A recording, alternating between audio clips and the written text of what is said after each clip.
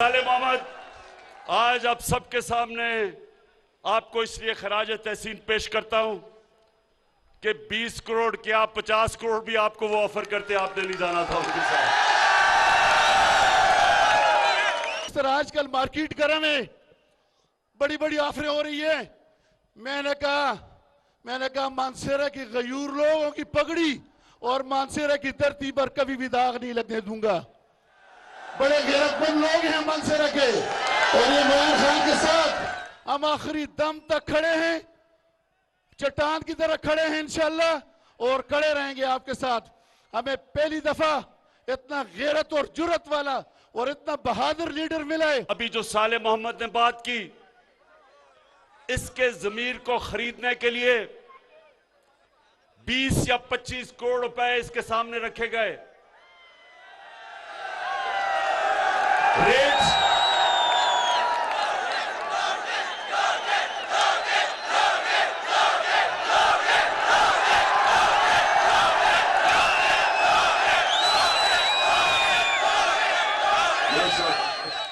समझते आप? तो नौजवानों, इस वक्त ये जो इस्लामाबाद में मंडी लगी हुई है, इसमें लोगों के जमीर को खरीदने के लिए 20 और 25 करोड़ की ऑफर दी जा रही है। अब ये मैं आपके सामने ये जो लोगों को खरीदने की कोशिश की है, तो साले मोहम्मद के सामने भी दो रास्ते थे।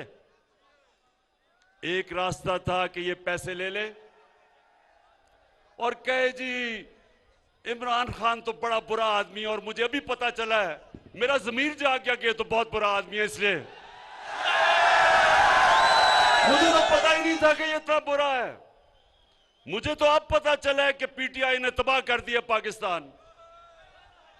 तो एक तो ये रास्ता है, पैसे पकड़े और कहे जी मुझे मेरा जमीर जाग गया इसलिए मैं उधर जा रहा हूं। एक दूसरा रास्ता है, वो दूसरा रास्ता नौजवानों मुश्किल रास्ता है, लेकिन वो आपके नबी सल्लल्लाहु अलैहि वसल्लम का रास्ता है। आपके नबी का रास्ता आसान नहीं था, हर किस्म की मुश्किलें अल्लाह ने उनको पर डाली। अल्लाह के हबीब थे, सबसे ज्यादा इंसान जिससे अल्लाह प्यार करता था वो हमारे नबी सल्लल्लाहु अलैहि वसल्लम थे। उनका आसान रास्ता नहीं था। जो सच और हक का रास्ता नौजवानों, वो आसान नहीं होता, मुश्किल होता है। सारा वक्त ये चूहे मिलके आपको बुरा भला कहते हैं, गालियां निकालते हैं, जमा होके डराते हैं, ब्लैकमेल करते हैं, लेकिन नौजवानों, इंसान की अजमत का रास्ता ही मुश्किल रास्ता है।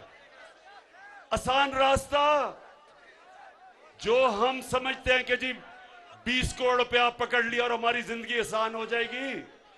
नौजवानों, अल्लाह ने कुरान में 3 चीजें वाज़ेह लिखी हुई हैं कि जितना पैसा आप जिंदगी में बनाएंगे वो अल्लाह के हाथ में है, कोशिश इंसान के हाथ में है, लेकिन कितनी आपकी रिस्क होगी वो अल्लाह के हाथ में।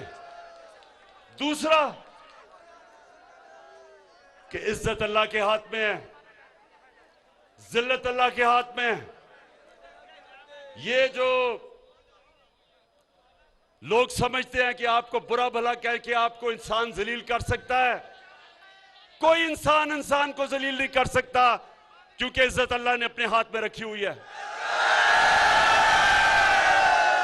और जिंदगी मौत, सबसे ज्यादा इंसान को खौफ मौत का होता है। अल्लाह ने इंसान को आजाद कर दिया है।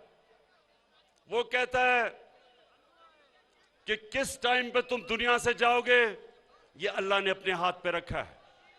इसलिए अल्लाह ने आपको आजाद कर दिया है। कुरान में वो कहता है कि जो लोग ईमान ले आए मैं उनके खौफ दूर कर देता हूं। एक बुज़दिल आदमी वो होता है जिसमें ईमान नहीं होता। ईमान वाले की निशानी होती है उसकी कोई कीमत नहीं होती, उसके ज़मीर को कोई खरीद नहीं सकता, उसको कोई डरा नहीं सकता। तो मैं साले मोहम्मद आज आप सबके सामने आपको इसलिए खराज तहसीन पेश करता हूं कि 20 करोड़ क्या 50 करोड़ भी आपको वो ऑफर करते, आपने नहीं जाना था उनके साथ। अच्छा नौजवानों, अब पहले तो मैं आज अल्लाह के सामने उसका शुक्र अदा करता हूं कि मैं सुरखरू हूं। क्यों?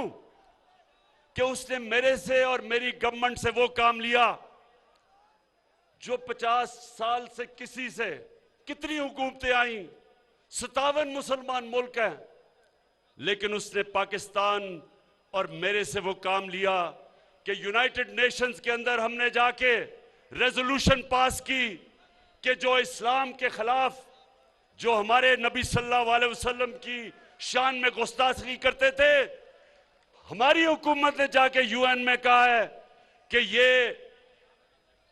15 मार्च हर साल इस्लामोफोबिया के खिलाफ सारी दुनिया में यूनाइटेड नेशंस दिन बनाएगी। और ये जब तक हमें तकलीफ दी जाती थी, आजादी राय के नाम पे, फ्रीडम ऑफ एक्सप्रेशन के नाम पे हमारे नबी सल्लल्लाहु अलैहि वसल्लम की शान में गुस्ताखी की जाती थी, अब यूनाइटेड नेशंस यानी सारी दुनिया की कम्युनिटी ने यह फैसला किया है कि आजादी राय के पीछे छुप के आप 1.5 अरब मुसलमानों को तकलीफ नहीं पहुंचा सकते। तो मैं ये मनसेरा वाले मुझे ये बताएं कि 30 साल से फजल रहमान सियासत कर रहा है दीन के नाम पे, उसने क्यों नहीं ये किया?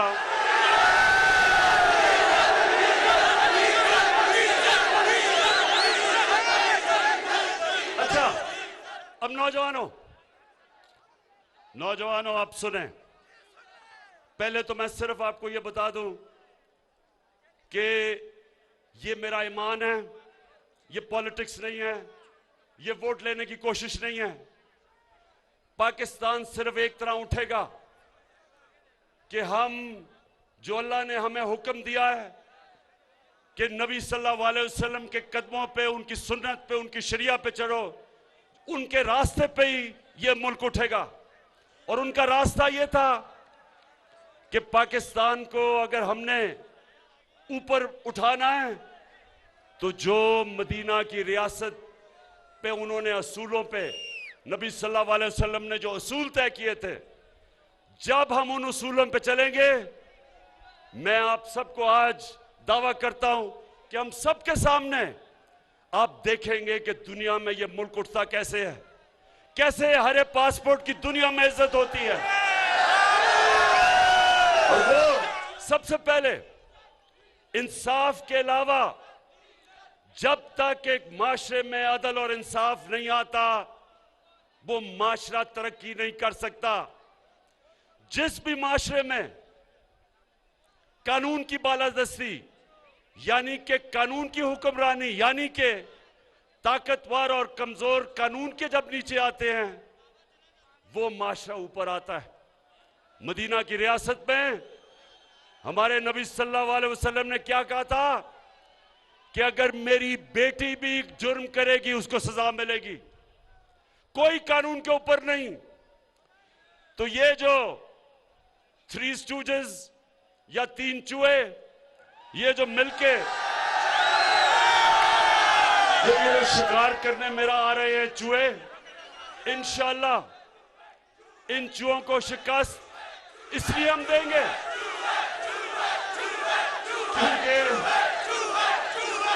क्योंकि ये चाहते हैं क्या, ये एक चीज चाहते हैं कि किसी तरह इमरान इनके करप्शन के केसेस खत्म कर दे, इनको एनआरओ दे दे जो जनरल मुशर्रफ ने इनको एनआरओ दिया था।